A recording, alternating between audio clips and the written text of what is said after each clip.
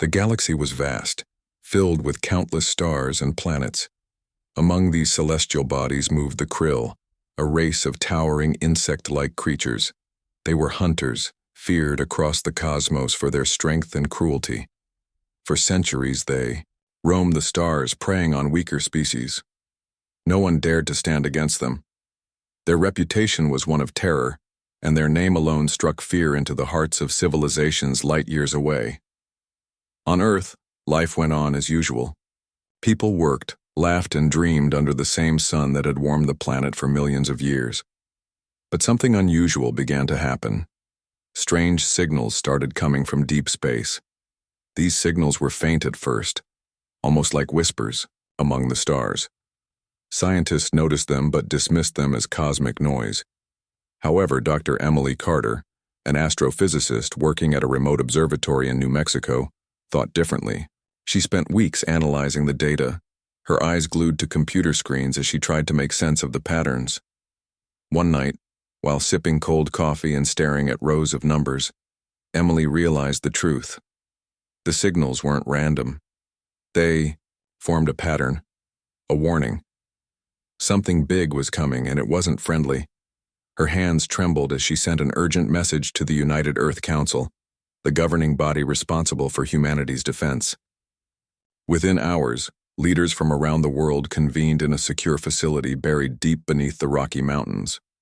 Among those called to respond was Captain Jack Dawson, a seasoned officer who commanded the starship Vanguard. Jack was known for his calm demeanor and sharp mind. He had spent most of his adult life exploring the edges of human territory, facing dangers that most people couldn't imagine. His crew trusted him completely, especially Lieutenant Laura Bennett, a skilled pilot whose reflexes were unmatched. Also part of the team was Dr. Ryan Mitchell, a brilliant scientist who specialized in studying alien cultures. Together, they made a formidable group, ready to face whatever challenges lay ahead. As more data poured in, the picture became clearer. The signals were coming from a massive fleet moving through space. It belonged to the Krill. Earth's leaders knew little about this alien race, but what they did know was enough to send chills down their spines. The Krill were predators, and they showed no mercy to those they deemed inferior. Panic spread quickly among the council members. Some argued for surrender, believing resistance would be futile. Others insisted on preparing for war, even if the eyesight odds seemed impossible. Captain Dawson listened silently as the debate raged on. When it was his turn to speak, he stood up slowly, his voice steady and clear. "Surrender is not an option," he said. "Yes, the Krill are powerful, but we have something they don't: adaptability. We've faced challenges before, and we've always found a way to overcome them. This time will be no different." His words resonated with many in the room. Humanity had survived plagues, wars, and natural disasters. It had reached for the stars despite the risks. Surrendering now would mean giving up everything they had worked so hard to achieve. The council agreed to prepare for battle, though everyone knew it wouldn't be easy. Back aboard the Vanguard, the crew sprang into action. Dr. Mitchell worked tirelessly to develop new weapons based on alien technology recovered from previous missions. Lieutenant Bennett ran simulations, testing every possible scenario to ensure the ship's readiness. Meanwhile, Captain Dawson reviewed strategies, knowing that brute force alone wouldn't be enough to defeat the Krill. They needed to outthink their enemies, using speed and surprise to gain the upper hand. Days turned into weeks, and the tension grew thicker with each passing moment. The Krill fleet drew closer, its shadow stretching across the solar system. News outlets broadcast constant updates, showing images of the approaching armada. People prayed, protested, or simply waited, unsure of what the future held. Governments scrambled to evacuate major cities, while military forces prepared for the worst. Finally, the day arrived. The Krill entered Earth's orbit, their ships blotting out the sun. Communication channels crackled to life as Zorvak, the leader of the Krill, delivered his ultimatum. His voice was deep and guttural, sending shivers through anyone who heard it. "Submit or perish," he growled. Your fate is in your hands. For a brief moment, silence fell over Earth. Then, without hesitation, Captain Dawson gave the order. The Vanguard launched from its docking station, flanked by smaller fighter ships. Experimental drones armed with plasma cannons surged forward, targeting the nearest Krill vessels. The attack caught the invaders off guard. Though heavily armored, the Krill ships weren't designed to handle such precise strikes. Lieutenant Bennett maneuvered her fighter with incredible skill, weaving between enemy fire as she took down one ship after another. Back on the Vanguard, cheers erupted as the first wave of attacks succeeded. But the celebration was short-lived. Everyone knew this was only the beginning. The real fight was yet to come. As the dust settled from the initial skirmish, Captain Dawson gathered his crew for a briefing. "We've shown them we won't back down," he said. "But this is far from over. The Krill will regroup and hit us harder next time. We need to be ready." Dr. Mitchell nodded, already poring over data from the battle. "Their ships have weak points," he explained. "If we can exploit those, we might stand a chance." Laura leaned back in her chair, her expression grim but determined. "Then let's get to work," she said. "Because if we lose, there won't be a second chance." Outside, the stars twinkled innocently, unaware of the storm brewing below. Humanity had stared into the abyss and chosen to fight. Whether they would prevail remained to be seen, but one thing was certain: the Krill had finally met their match. The Krill fleet loomed above Earth like a swarm of metallic locusts, their ships casting long shadows over cities and oceans. Zorvak, the towering insectoid leader of the Krill, watched the feeds from the battle with growing anger. His mandibles clicked furiously as he processed the reports. For centuries, his kind had been the apex predators of the galaxy, feared and unchallenged. Yet here, on this tiny blue planet, they had encountered resistance. Humans, fragile creatures made of flesh and bone, had dared to strike back. Zorvak's fury boiled over. He ordered his fleet to retaliate with overwhelming force. The Krill ships descended closer to Earth's atmosphere, their weapons charging with destructive energy. Cities braced for impact as alarms blared across continents. Refugees flooded, highways fleeing toward underground shelters. The skies darkened as plasma beams rained down, obliterating buildings and reducing entire neighborhoods to rubble. Amidst the chaos, humanity refused to surrender. On the ground, soldiers like Sergeant Daniel Hayes coordinated desperate efforts to slow the Krill advance. Daniel was a hardened veteran, his face lined with scars earned in conflicts across the globe. He led a platoon of volunteers armed with makeshift weapons and scavenged gear. They set up ambushes in the ruins of urban areas, using crumbling structures as cover while targeting Krill landing parties. The Krill warriors who emerged from their dropships were monstrous figures, standing twice the height of humans. Their exoskeletons glinted menacingly under the sunless skies, and their claws dripped with acid capable of melting steel. But despite their fearsome appearance, they weren't invincible. Daniel and his team learned quickly that the Krill relied heavily on direct assaults, charging headlong into fights without much regard for strategy or retreat. This predictability gave the humans an edge. "Stay low and wait for my signal," Daniel whispered to his squad through a cracked communicator. They crouched behind piles of debris, watching as a group of Krill marched down a shattered street. The aliens moved in tight formation, their heavy footsteps shaking the ground beneath them. When they were close enough, Daniel raised his hand and signaled the attack. Grenades flew through the air, exploding in bursts of fire and shrapnel. The Krill roared in rage, but their numbers dwindled as human snipers picked off stragglers from rooftops. Daniel's voice echoed over the comm. "Link, we don't have time to waste. Hit hard, hit fast, then fall back before they regroup." His words carried weight, not just because of his rank, but because of the determination in his tone. Civilians joined the fight wherever they could, ferrying supplies to resistance fighters or tending to wounded soldiers. Humanity's survival depended on every man, woman, and child doing their part. In orbit, the situation remained dire.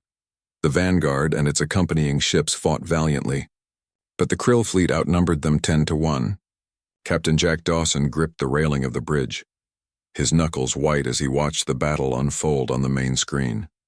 Explosions lit up the void of space, sending shards of metal spinning into the darkness. Lieutenant Laura Bennett piloted, her fighter with unmatched precision, dodging enemy fire while unleashing salvos of plasma bolts. Her ship darted between larger vessels, drawing attention away from the vanguard and giving it time to recover. Dr. Ryan Mitchell worked feverishly in the science lab, analyzing data from the ongoing skirmishes. His eyes scanned screens filled with charts and graphs, searching for patterns that might give humanity an advantage.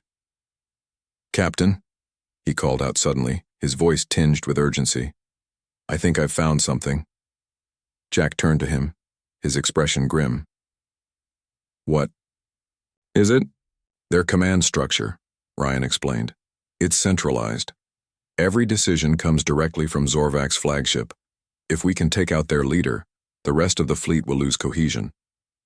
Jack nodded slowly, considering the implications. It was a risky plan, but it might be their only chance.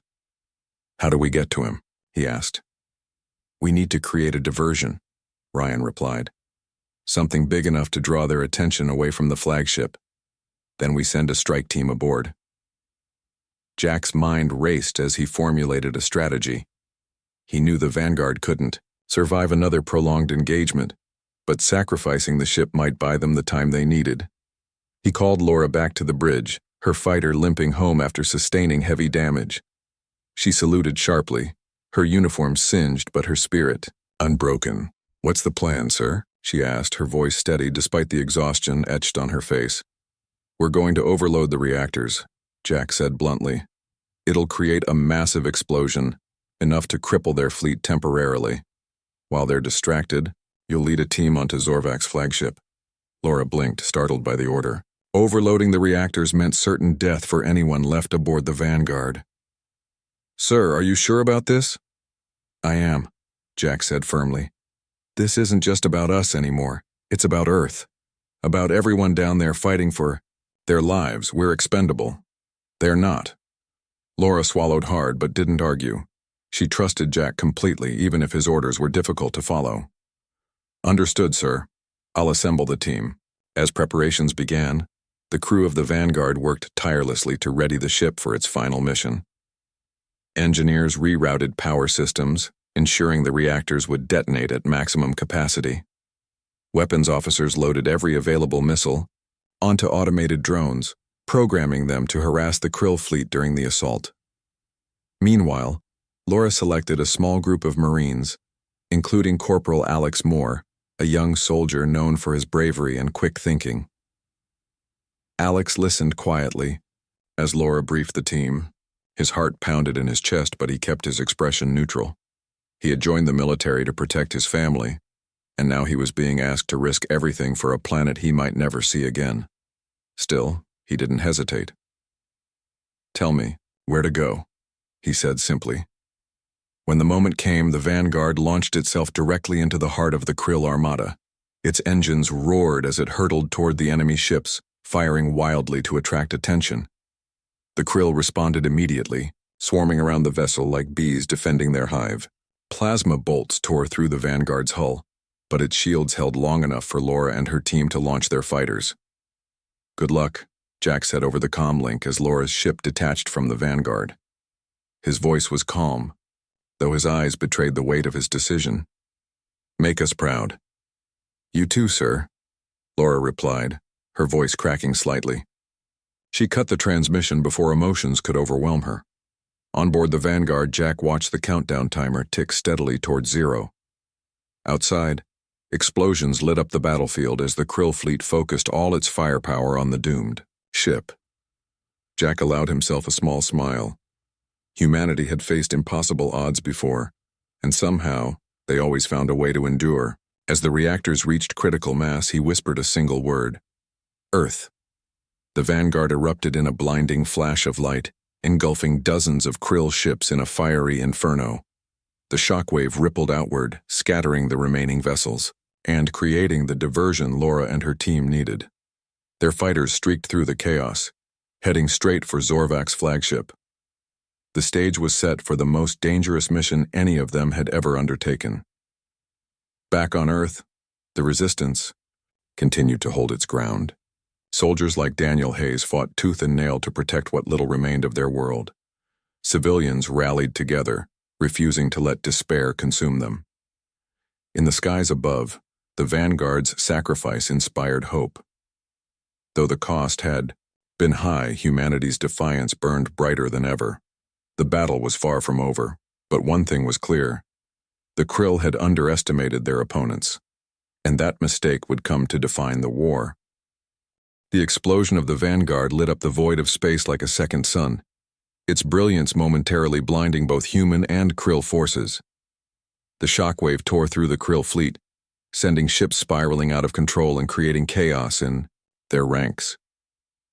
For a brief moment, the tide of the battle shifted, giving Laura Bennett and her team the opening they needed. Their fighters raced toward Zorvak's flagship, weaving through debris and dodging stray plasma bolts. Inside her cockpit, Laura gripped the controls tightly, her focus razor-sharp. She knew this was the most dangerous mission of her life, but fear had no place here. Behind her, Corporal Alex Moore and the rest of the strike team prepared for what lay ahead.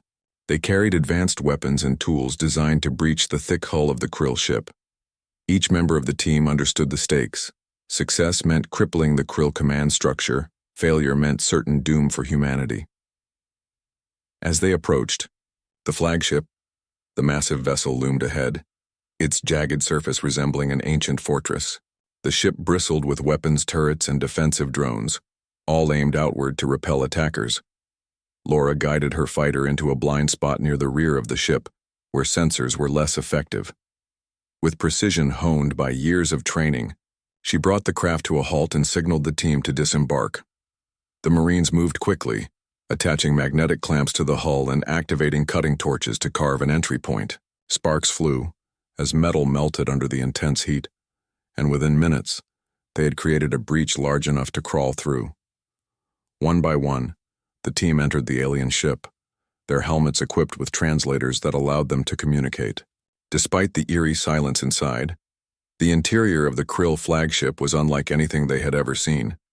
The walls pulsed faintly with bioluminescent light, and strange organic structures twisted around corridors like veins in a living organism.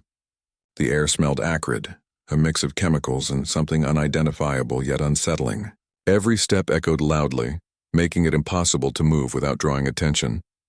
Corporal Alex Moore took point, his rifle raised as he scanned the area for hostiles. "Stay sharp," he whispered over the comlink. "We don't know what's waiting for us." They didn't have to wait long. Around a corner, a group of Krill warriors emerged, their claws gleaming menacingly in the dim light. The creatures let out guttural roars and charged forward, moving faster than anyone expected. Alex opened fire first, his shots striking one of the aliens squarely in the chest. The creature stumbled but kept coming, its exoskeleton absorbing much of the impact. "Flank them!" Laura shouted, directing two members of the team to circle around while she provided covering fire. Bullets ricocheted off the walls as the humans fought desperately to hold their ground. Despite their size and strength, the Krill were slow to adapt to the humans' tactics. Alex ducked behind a pillar, reloading his weapon before popping back out to take another shot. This time his aim was true, hitting a weak point in the Krill's armor and bringing it down. The skirmish ended as quickly as it began, leaving 3 Krill corpses sprawled across the floor. The team regrouped, breathing heavily as adrenaline coursed through their veins. "That was too close," one Marine muttered, wiping sweat from his brow. "We can't afford any mistakes," Laura reminded them sternly. "Keep moving. We're not done yet." Deeper into the ship, the environment grew more hostile. Strange fluids dripped from the ceiling and the temperature dropped sharply. The team encountered automated defenses, turrets embedded in the walls, that fired bursts of energy at anything that moved. Alex used smoke grenades to obscure their position, allowing the team to disable the turrets with well-placed explosives. Finally, they reached the heart of the flagship, the command chamber. The doors were sealed shut, reinforced with layers of organic material that seemed almost alive. Dr. Ryan Mitchell's voice crackled over their earpieces, guiding them on how to bypass the security systems. "Look for a central node," he instructed. "It'll be glowing and connected to the door mechanism. Disrupt it and you should be able to get through. Alex spotted the node immediately, a pulsating orb nestled within a web of sinewy fibers. He approached cautiously, pulling out a device designed to emit electromagnetic pulses. As he activated it, the orb flared brightly before collapsing inward, causing the doors to slide open with a wet, tearing sound. Inside the chamber, Zorvak awaited them. The Krill leader towered over the humans, his massive frame filling the room. His eyes glowed with fury as he regarded the intruders, clicking his mandibles in rage. "You dare challenge me?" he growled, his voice reverberating through the chamber. "You are nothing but insects." Alex stepped forward, his rifle trained on Zorvak. "Maybe we're insects," he said calmly, "but even insects can sting." Without warning, Zorvak lunged at the team, his claws slicing through the air with terrifying speed. The Marines scattered, firing wildly as they tried to find cover. Laura hurled a grenade at the Krill leader, but it bounced harmlessly off his armored hide. Zorvak laughed, a deep guttural sound that sent chills down their spines.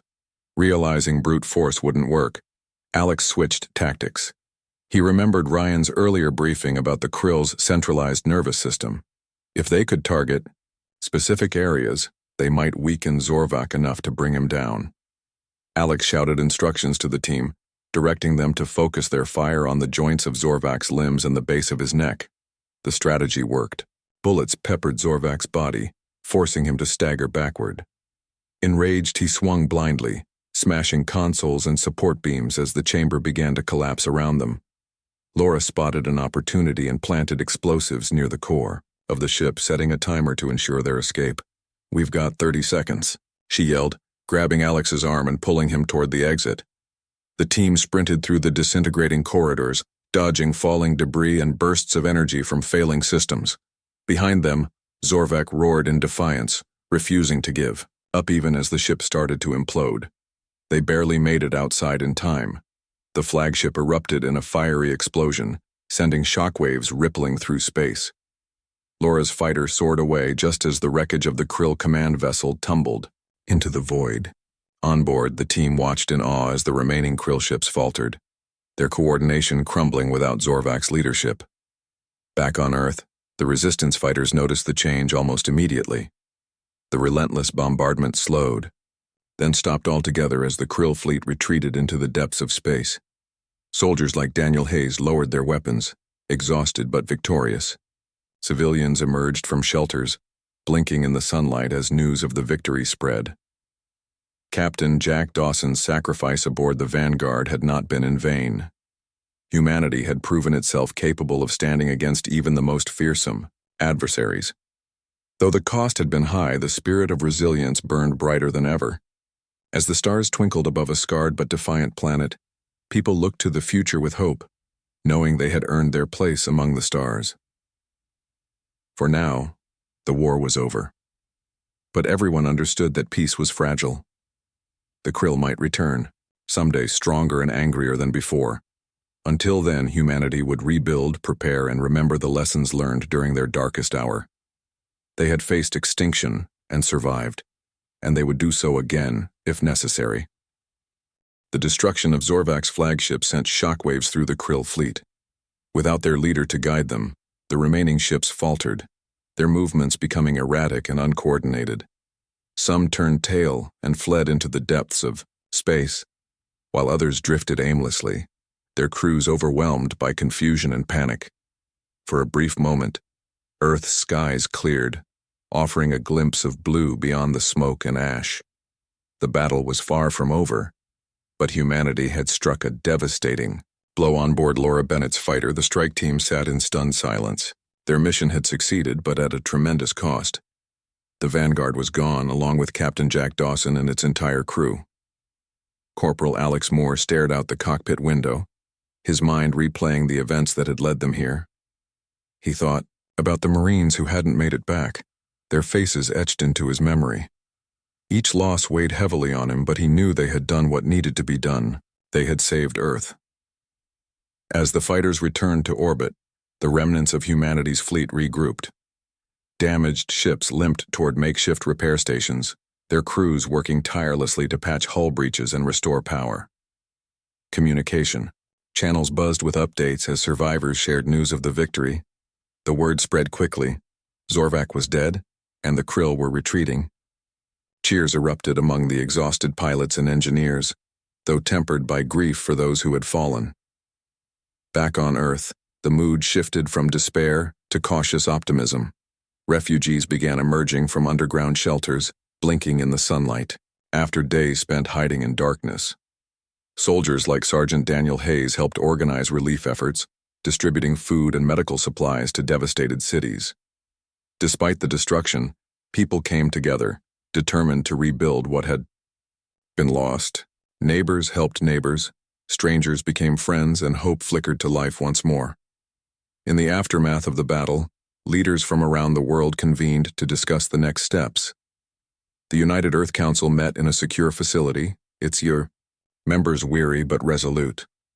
Dr. Emily Carter, whose discovery of the Krill signals had sparked humanity's defense, addressed the assembly. Her voice trembled slightly as she spoke, but her words carried conviction.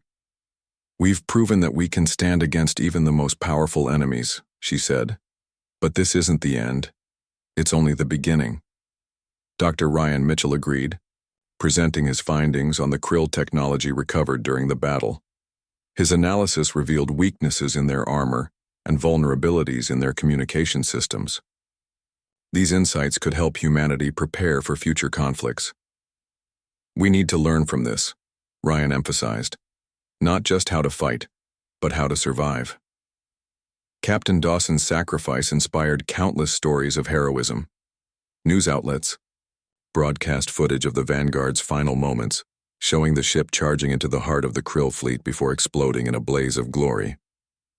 Jack's calm demeanor during the battle became legendary, a symbol of courage and selflessness. People spoke of him with reverence, vowing never to forget the man who had given everything to protect them.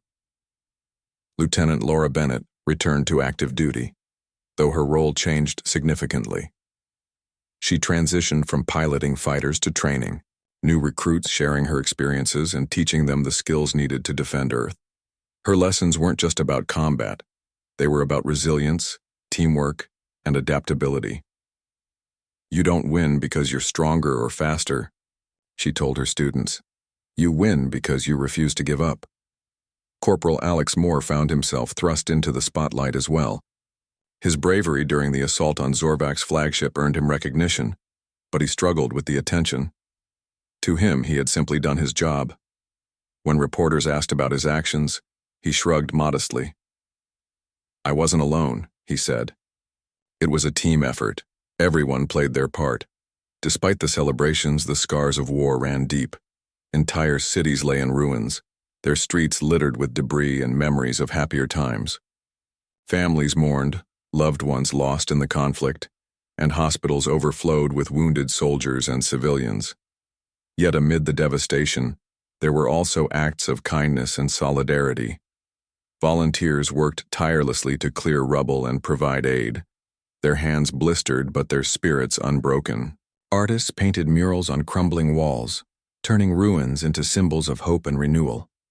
Governments launched initiatives to rebuild infrastructure and strengthen planetary defenses. Engineers designed new weapons based on Krill technology, ensuring humanity would be better prepared if the invaders returned. Scientists studied data collected during the battle, searching for ways to harness alien advancements without repeating past mistakes. Education programs focused on fostering innovation and critical thinking, preparing the next generation to face whatever challenges lay ahead. For months, life slowly returned to normal, or as close to normal as it could be after such a cataclysmic event. Children played in parks reclaimed from rubble, their laughter echoing through neighborhoods once filled with fear. Farmers tilled fields blackened by plasma fire, planting seeds that would grow into crops nourishing a hungry population. Musicians performed concerts in open-air venues, their melodies lifting spirits and reminding people of beauty amidst hardship. Yet even as Earth healed, questions lingered. Where had the Krill come from? What drove them to conquer other worlds? And most importantly, would they return? These uncertainties haunted leaders and citizens alike, fueling debates about humanity's place in the galaxy. Some argued for isolation, believing Earth should focus inward and avoid provoking further conflict. Others advocated exploration, insisting that staying hidden would only delay the inevitable. Dr. Mitchell dedicated himself to answering these questions. Alongside a team of researchers, he pored over fragments of krill ships and analyzed recordings of their transmissions. His work uncovered clues about their origins, a distant cluster of stars known as the Vorthax Expanse. The region was largely uncharted, shrouded in mystery and danger. If humanity wanted answers, they would have to venture into the unknown. Laura supported the idea of exploration, seeing it as an opportunity to honor the sacrifices made during the war. "We owe it to them," she said during a council meeting, "to everyone who gave their lives so we could live free. We can't let fear hold us back." Alex shared her sentiment, though he approached the topic with caution. "Exploration is important," he admitted, "but we need to be smart about it. We can't rush into something we're not ready for." The debate continued, shaping humanity's path forward. In the meantime, Earth focused on recovery, building stronger alliances and developing technologies that would ensure its survival. The scars of war served as a reminder of what had been lost, and what could be gained through unity and perseverance. As the years passed, the story of the Krill invasion became legend. Parents told their children tales of heroes like Captain Dawson, Lieutenant Bennett, and Corporal Moore, instilling values of bravery and determination. Monuments were erected to honor the fallen, their names carved into stone as a testament to their sacrifice. Though the galaxy remained vast and unpredictable, humanity faced the future with confidence. They had stared into the abyss and refused to blink. They had fought for their home and won, and they would do so again if necessary, no matter the odds. For now, peace reigned. But they remained vigilant, knowing that the stars held both wonder and danger. Years passed since the Krill invasion, and Earth began to heal. The scars of war were still visible: crumbling buildings, abandoned cities, and fields that struggled to grow crops. But humanity's resilience shone through. People worked together to rebuild their world, brick by brick and dream by dream. Life moved forward, shaped by the lessons learned during those dark days. The United Earth Council became stronger, uniting nations under a common purpose. Leaders who had once argued over borders and resources now collaborated to ensure Earth's survival. Massive projects were launched to strengthen planetary defenses. Orbital stations armed with advanced weaponry circled the planet, ready to repel any threat. Early warning systems scanned the stars constantly, searching for signs of danger. Humanity was determined never to be caught off guard again. Dr. Ryan Mitchell continued his research, driven by an unrelenting curiosity about the Krill. His team studied every piece of alien technology they could salvage, piecing together fragments of information like a puzzle. They discovered that the Krill were not just predators but also scavengers, taking what they needed from conquered worlds to sustain their empire. Their society revolved around dominance and control, traits that made them both powerful and vulnerable. Ryan believed that understanding their weaknesses could help humanity prepare for whatever lay ahead. Lieutenant Laura Bennett remained a key figure in Earth's defense strategy. She trained countless pilots, instilling in them the skills and mindset required to face extraterrestrial threats. Her methods emphasized adaptability and teamwork, qualities that had turned the tide against the Krill. Pilots graduating from her program carried her teachings into space, patrolling the edges of human territory and exploring nearby star systems. Each mission brought new data, expanding humanity's knowledge of the galaxy. Corporal Alex Moore returned to civilian life after completing his service. Though he was hailed as a hero, he preferred a quiet existence, working as a mechanic in a small town. He spent his days fixing machines and mentoring young people interested in engineering. Whenever someone asked about his role in the war, he simply smiled and said, "I did what anyone would have done." Yet his actions inspired many, proving that ordinary individuals could achieve extraordinary things when called upon. Despite the progress, questions lingered about the Krill. Where had they come from? Why had they targeted Earth? And most importantly, would they return? These uncertainties fueled debates within the Council. Some argued for sending expeditions to the Vorthax Expanse, the region identified as the Krill's origin point. Others cautioned against it, fearing such a journey might provoke another attack. The decision weighed heavily on everyone involved. Laura supported exploration, believing it was the only way to secure Earth's future. "If we stay here and do nothing, we're just waiting for them to come back," she told the Council during one heated meeting. "We need to take the fight to them to learn everything we can about their weaknesses." Dr. Mitchell agreed, presenting evidence that suggested the Krill might already be regrouping. Fragments of intercepted transmissions hinted at activity in deep space, though the signals were faint and difficult to decipher. "They're out there," Ryan warned, "and if we don't act now, they'll be stronger next time." After weeks of deliberation, the Council reached a compromise. A single expedition would be sent to the Vorthax Expanse, equipped with state-of-the-art technology and staffed by volunteers. The mission's goal was simple: gather intelligence and assess the Krill's current status. If possible, they were to establish peaceful contact. But if diplomacy failed, they were authorized to defend themselves. The ship chosen for the mission was called the Odyssey, a sleek vessel designed for long-range travel and stealth operations. Its crew included scientists, engineers, and soldiers, all hand-picked for their expertise and bravery. Among them was Dr. Emily Carter, whose work had first detected the Krill signals years earlier. She saw this as an opportunity to close the chapter she had unknowingly opened. As the Odyssey prepared for launch, crowds gathered to watch. Families waved goodbye to loved ones, while reporters documented every moment. The atmosphere was a mix of excitement and apprehension. For many, this mission represented humanity's first step beyond its solar system, a leap into the unknown. For others, it was a reminder of how fragile peace truly was. When the countdown reached 0, the Odyssey roared to life, its engines blazing as it ascended into the sky. Within minutes, it disappeared into the darkness of space, leaving Earth behind. Inside the ship, the crew settled into their roles, each member focused on the task ahead. Dr. Carter stared out a viewport, marveling at the vastness of the cosmos. "We're so small out here," she murmured. "But maybe that's our strength." The journey to the Vorthax Expanse took months. Along the way, the crew encountered wonders they had never imagined.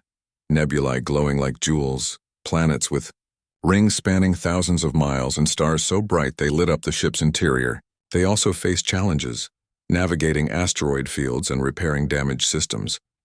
Through it all, they remained united, drawing strength from their shared purpose. When they finally arrived, the scene before them was breathtaking. The Vorthax Expanse was a chaotic swirl of stars and debris, its beauty matched only by its danger. Scans revealed clusters of Krill ships orbiting a massive structure at the center of the region. It appeared to be a hive-like fortress, pulsating with energy. The crew exchanged nervous glances but pressed on, knowing they had a job to do. Using cloaking technology, the Odyssey approached undetected. Drones were deployed to gather data, transmitting images and readings back to the ship. What they found was both fascinating and alarming. The Krill were indeed rebuilding, constructing new ships and fortifying their stronghold. But there were signs of internal conflict as well, rifts forming within their ranks possibly caused by Zorvak's death. Dr. Carter analyzed the findings, her mind racing with possibilities. "This is our chance," she said during a briefing. "If we can exploit their divisions, we might weaken them permanently." The crew devised a plan to plant surveillance devices near the fortress, allowing Earth to monitor Krill activity. They also left behind encrypted messages, offering terms for peaceful coexistence. Whether the Krill would respond was uncertain, but the gesture demonstrated humanity's willingness to seek alternatives to violence. As the Odyssey began its return journey, the crew reflected on what they had accomplished. They hadn't eliminated the Krill threat, but they had gained valuable insights and planted seeds of hope. Back on Earth, their report sparked renewed determination to protect the planet. New technologies were developed, alliances were forged, and education programs emphasized the importance of unity and innovation. Decades later, the story of the Krill invasion remained a cornerstone of human history.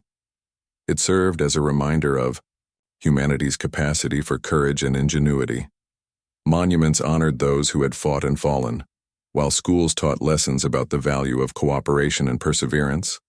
Though the stars still held mysteries and dangers, humanity faced them with confidence.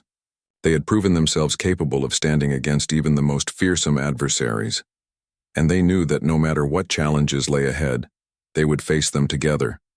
The galaxy was vast, filled with endless possibilities. Humanity had earned its place among the stars, and they were ready to explore it one step at a time.